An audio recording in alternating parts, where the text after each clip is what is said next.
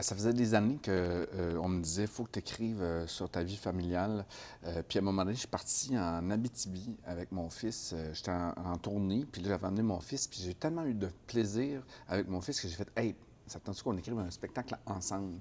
Puis là, depuis ce temps-là, ben, on écrit le spectacle, on se lâche pas. C'est moi qui est l'auteur, mais mon fils Victor, il a vraiment participé à l'écriture quand même, là. Puis il l'a remanié à sa manière. Parce que moi, j'ai une famille quand même assez spéciale avec des personnages très colorés, très charismatiques, mais avec, tu sais, un peu tout croche, là, tu sais. Nous autres, dans ma famille, j'ai toujours dit, on a reçu beaucoup d'amour tout croche, mais l'amour tout croche, c'est quand même l'amour. Que tu viennes de Westmount ou que tu viennes du fin fond d'Abitibi, c'est universel, il y en a pour tout le monde. Le seul moment où est-ce que c'était plus difficile à mettre sur papier, c'était par rapport à la validation, parce que je raconte beaucoup d'anecdotes de mon père qui est un baby boomer, qui dit des affaires qui n'ont pas d'allure.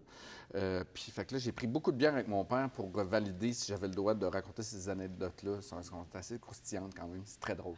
Oui, papa, il l'a vu 2 fois.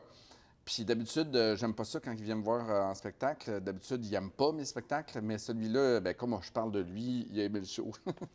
C'est extraordinaire. Les jours de spectacle, je dis à Victor, pas d'écran, tu sais, parce que comme pour qu'on soit connecté, tu sais, fait que là, on fait de l'auto ensemble, on jase, ça ouvre la discussion. Lui, il a commencé le spectacle, il venait d'avoir 14 ans, et là, il est rendu à 15 ans et demi. Il évolue beaucoup dans le spectacle, puis nous autres, des fois, on sort un peu, puis on improvise. Comme là, l'autre fois, juste pour te donner un exemple, l'autre fois, je bafouille, puis là, Victor, il s'accote comme ça, puis il me regarde, puis il fait « Prends ton temps, papa! » C'est vraiment le fun. C'est une belle dynamique. On se picosse. On est ensemble. Je sais pas. Je pense que c'est une des plus belles expériences artistiques que j'ai vécues dans ma vie.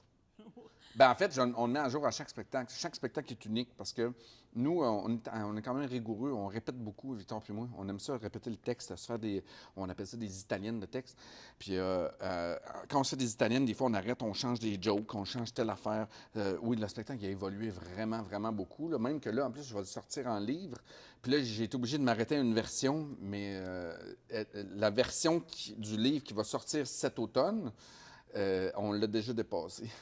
Ben, on se lâche pas, là. C'est un spectacle sur le fait de ne pas lâcher les gens qu'on aime, qui sont mal en point, mais aussi d'apprendre aussi à être bon pour soi-même puis de lâcher prise.